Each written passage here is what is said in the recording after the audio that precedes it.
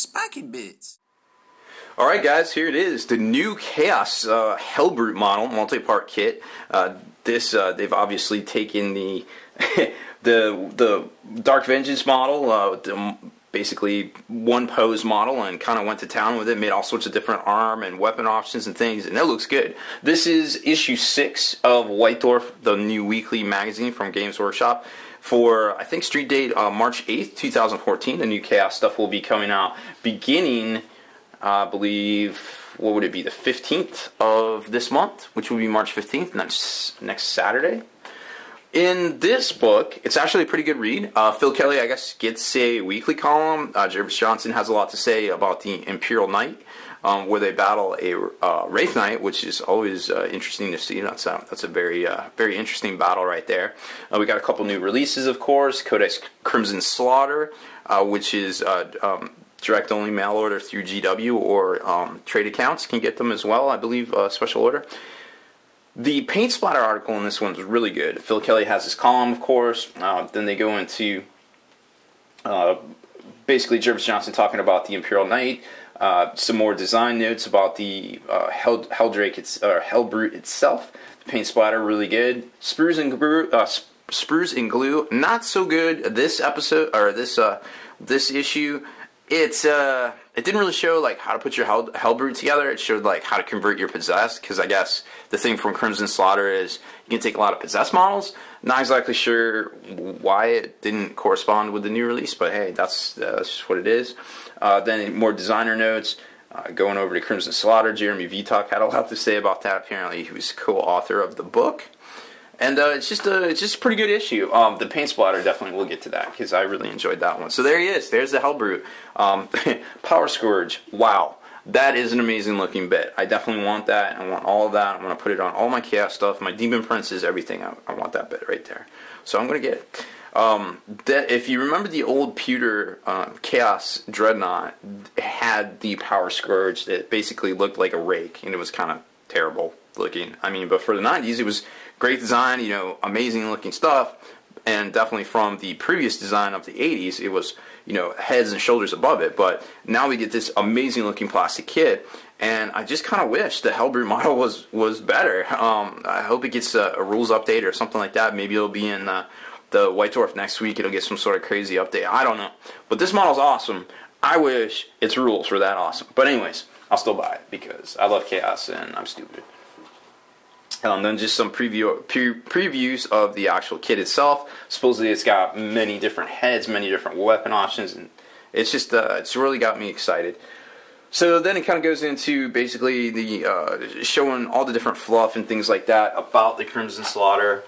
Which, if you're familiar with the Dark Vengeance books or the Dark Vengeance lore, it's pretty much follows all that, which is pretty cool stuff. I mean, I'm not super into it, but hey, it is what it is. Phil Kelly comes back with this column where he basically talks about a whole bunch of different random stuff. But I really like to read. I feel he's more in line with I guess my generation or the younger generation, more the demographic of the game than say Jervis Johnson, who is probably pushing 50, I imagine, by now.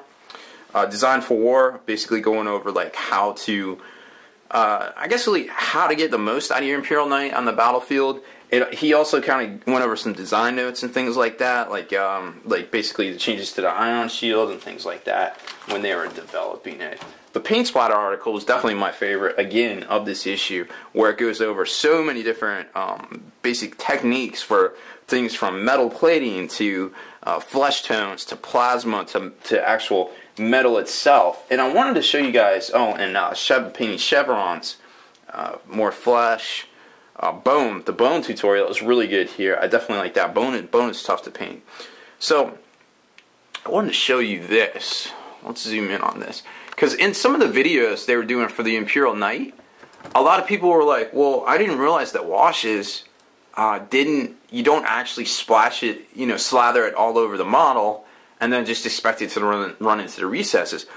What you want to do a lot of times with washes is you want to be controlled with them, which you can kind of see in this this tutorial here. So you got the little studs, you base coat the trim, then you have the studs, then they just wash around the studs. They don't wash the whole, the whole metal trimming there. Now maybe if the trimming itself was way bigger, like on a Titan or like a Helbrute or a larger model, you would do that, and then you go back and kind of lighten it up towards the higher spots. But on something this small, you really just want to hit like the studs, and then they kind of paint around the studs and layer it up. So I thought that was really interesting to see, because it seems to be something that people might be a little confused about, how to use the washes effectively on your models, which, you know, washes are a really great tool, and you used to have to make your own, and it used to be just like a big thing, and now they just have them right out of a bottle ready to go.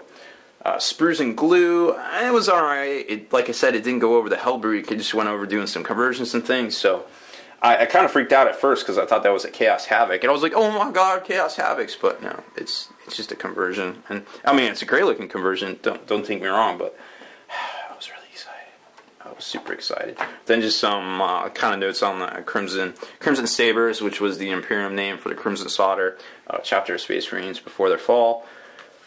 And more stuff about White Dwarf and things like that. So it was a good issue. I definitely recommend picking this one up. They've all been great, but this is definitely one of my favorites, just because of that paint splatter article there.